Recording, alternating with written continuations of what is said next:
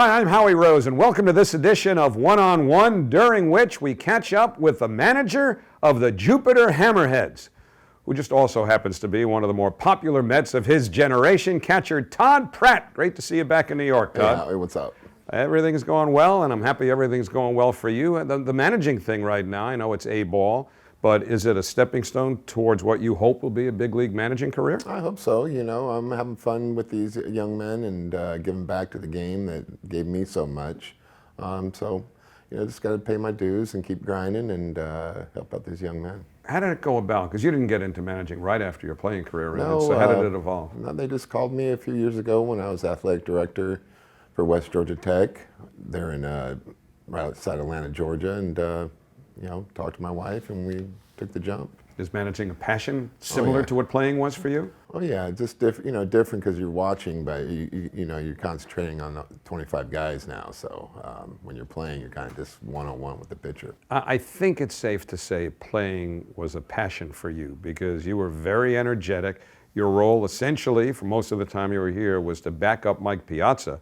But I never saw an understudy, if you will, based on the role, as enthusiastic and embrace it the way you did, and as productive when you played as you were. Was it difficult at first to accept the role? You know, it kind of started my career when I got called up in Philly and had to back up Darren Daulton, and just kind of the career really tumbled a domino effect where it seemed like every team I went to, I was backing up an all-star. So I took it in stride and just kept working every day, and was blessed to have a job in the major leagues for that many years. You know, catchers, whether they're backups or regular or semi-regulars, tend very often to get into coaching or managing. What is it about that position that seems to lend itself to ultimately managing? Probably the leadership skills that you develop as a young kid catching, and then going to your high school or college or into your pro ball. You know, you almost have to be a leader to be a good catcher, and I think that's the biggest point. Secondly, I think that since you're catching, you're watching every player on the field in front of you, so you know what's going on almost every play because you are involved in every play. I play with a lot of great players, Hall of Famers, and you just watch what they do, and it makes you know that when you're coaching younger men, you're like, that ain't the way to do it. Backup catchers, if you will, have to be ready. You got to the ballpark, or were getting ready to come to the ballpark, Game 3 at first, I guess, and then, of course, the big home run we'll talk about in a minute, Game 4 of the 1999 Division Series against the Arizona Diamondbacks. Mike Piazza has a bad thumb. Did you know what was going on there and that you'd better be ready to get in there the next day? Game 2, he played through it, or that's when he injured it, and I believe we had a travel day, off day, coming back from Arizona, and they tried to put some cortisone in thumb to kind of relieve the pain, and it really blew up on him. So obviously I knew at that point that I had to play Game 3, and we were going to hope that Mike could be ready for Game 4. But Rick Reed threw a great game, Game 3, and my whole mentality of that was, I'm not going to replace Piazza with my bat, but I can do the catching and make sure our pitching staff gets through it. You did a pretty good job with the bat. In Game 4, one of the most famous home runs in Mets history, proved to be not only game winner, but the series winner. And why don't you just set it up, the whole thing, from the on-deck circle, on the way to home plate, and around the bases? Well, just that whole game, it was crazy back and forth, with Arizona taking the lead, and then Womack dropping that fly ball in right field and give us back into the game, A precursor to that, I believe in the 8th, Manti was in, and I had a runner on third base with less than 2 outs. So all I had to do was hit a fly ball, something. I hit like a 17 hopper right back to Manti. So I could have easily been the go to that if people look at the whole game. Got through the 9th, and then obviously the 10th, it was 1 out. I'm watching Manti, just kind of the on-deck circle, kind of just saying, okay, just be on time. Be on time, because he was a blower, one of the first back then. Made that first out, and I got up to the plate, and he threw me a breaking ball. It was like a 55-footer. So it kind of gave me an advantage there, because I'm like, he's not going to go 2-0 against me, so he's going to challenge me. And I just happened to be on time, and had that whirly-bird swing. And I know when I hit it good, but then I'm getting toward first base and start watching Finley, like I've seen him so many times in the past, start timing his steps to the warning track, about 15 feet, like the first step before you hit the track, and I just thought, oh my God, it's not as far as I think it was. Round first, he jumps up. I kind of stopped for a second, thinking he caught it, but as soon as he looked in his glove, I knew he didn't catch it, because most times the guys catch the ball, they're running back out or kind of flashing it. So as soon as he looked in, I knew it was gone. Now, that wasn't only a game-winning home run, it was a division series home run. The guy you're talking about was a great center fielder. Oh, unbelievable. Steve Finley. Yes, sir. So he wasn't probably going to play any possum with you in that situation. There was too much on the line. But did you wait for the crowd to let you know that he had not caught the ball, or did you actually see, as you described him, look into the glove and only then realize that you'd hit it out? Yeah, I mean, it was kind of the reaction with the crowd and the look was about the same point. I've talked to some fans. Some fans knew it was home run. The left field bleachers could see the angle. But in my heart, as soon as he looked in, I knew the game was over. And then one step later, then it's almost a silence, to be honest with you. When you hear athletes talk about tunnel silence, it's like it just pauses. But as soon as that click, the next step, then I heard the crowd. And the biggest point about that, and I have a big picture at my house with all my memorabilia, is when I'm rounding second base and I give the fist pump, there's a frozen picture from me behind, and you just seen all the fans, fathers and sons, mothers and daughters, like just celebrating with each other. And that was really, I look at that picture, and my friends will come over and they'll look at that picture. I said, man, look at the faces of the fans. Don't worry about me. I mean, it's every time I look at it, it's heartbreaking. Was the actual trip around the bases a blur to you in real time? I know what that picture means to you in retrospect, but did you see any images like that on your way around the bases?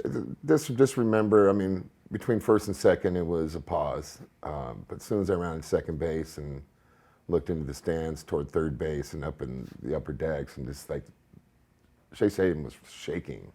Yes, I mean, it was. It was shaking. You could feel that on the field too. It was unbelievable. So, and then the top of it, turning around third base and then seeing Robin Ventura and all the big dogs waiting for me at home. I was so excited for them, and they were going crazy. John Frank, everybody. It just it was just great from that. So it's a tremendous feeling to hit a home run like that and take that trip around the bases and just enjoy the moment. Am I right? Yeah. Because you mentioned Robin Ventura, Yeah. and I got a text on my phone. I won't show it to you now, but Robin wanted me to tell you, well, at least you got to go around the bases. This is after true. your big home run. This is true. Robin Ventura's grand slam single would have simply been a grand slam, period, had somebody not intercepted him on his way around the bases. What happened?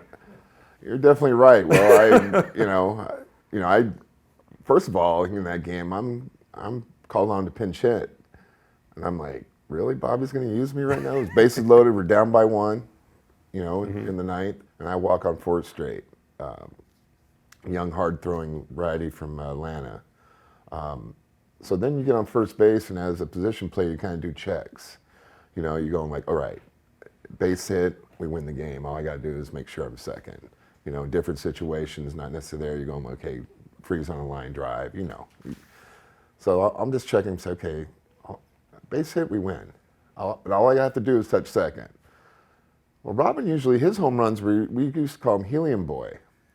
Because when he'd hit home runs, they just went up in the air and just kept carrying. Well, that ball looked like, when I first saw it, because it was days, it was raining, I'm excited.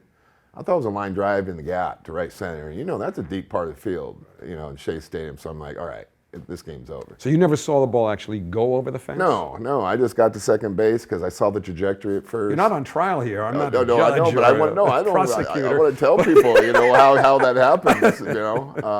I've been asked this so many other times. So I just got on second and waited for him, and he had a fist pump. So I thought he was just cheering himself, but he was telling me to go around bases. Yeah, I saw at one point he's going like that. Something like that. But at that point, it's too late. I'll take the blunt of that one. But if everybody watches the video, he would have been a grand slam double because everybody would have caught him about between second and third because he had a trail. He looked like the Pied Piper. But it's cool that you had that moment too, isn't it? I feel bad in the long run that it took another grand slam from him away for career numbers. But I remember ESPN interviewing me right after the game and said something about it, and I kind of just said, "Who cares? We won." At that point. But I think the betting line I kind of made mad as well. So Well, runs scored. I think I lost 3 runs for him or 3 RBIs. So that's all right. He'll survive. He's done fine. Hey, it was great for the Mets. And not only was that great for the Mets, lost a tough series to the Braves going back to Atlanta, losing Game 6, but then the next year, the World Series, beat the Cardinals here, win the National League pennant.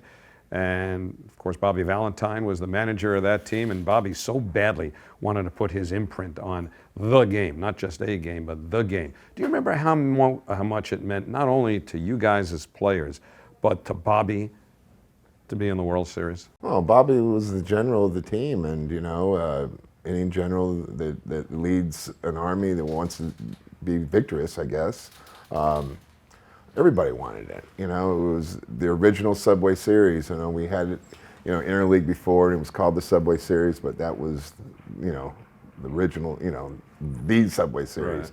So Bobby did a great job getting us there, and obviously was well deserved for the team, and history proves that they were just a little bit better than us. What other memories of the World Series stand out for you other than some of the obvious ones? Just starting Game 1, getting the trust from Bobby. A lot of people talk about that home run, but really my highlight of my career is starting Yankee Stadium in the real Subway Series where Mike DH'd.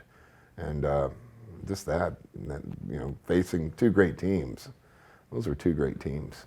And your vantage point when Roger Clemens threw the bat at Mike Piazza, thought it was the baseball, so he said. Yeah. Did you think it was going to escalate beyond what it did? Because there could have been real serious ramifications with suspensions and even injuries.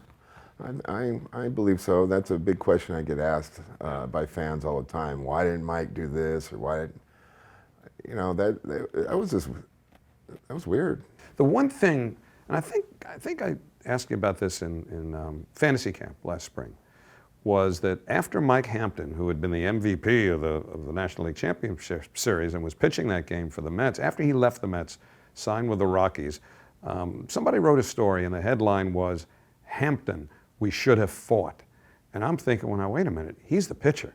If he wanted to make any kind of a statement after the immediate incident between Clemens and Piazza, he could have taken it into his own hands. I thought it was rather odd that after he left the team, he's criticizing everybody else for not having, quote, retaliated when he was the guy who had the baseball in his hand and could have done so all along.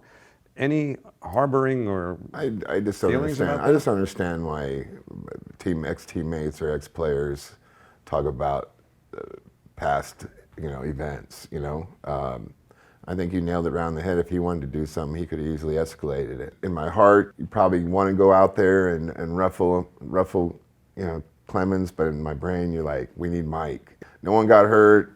It was brutal, but we need to win. Until you're there that minute, no one could ever say what they're going to do. Well, you're a manager now, and right now in the Miami Marlins system for the Jupiter Hammerheads. Would you mind it if you came back to Citi Field as a manager for some other team someday, and maybe the Mets fans booed you, but there's a little bit of love behind the boo? Maybe a Met manager. There you go. Know. I used to always say, if they boo you, they know you. If they don't say a word, then they don't know you. So that's their right. And I played in, we were just talking about it, 2 of the toughest towns, in baseball, Philadelphia and New York. Well, you did well there. You certainly did well here, and Met fans remember you fondly, and it's great to see you again, Todd. The Met fans are awesome. I appreciate it. Todd Pratt, our guest on One on One. I'm Howie Rose. We'll see you next time.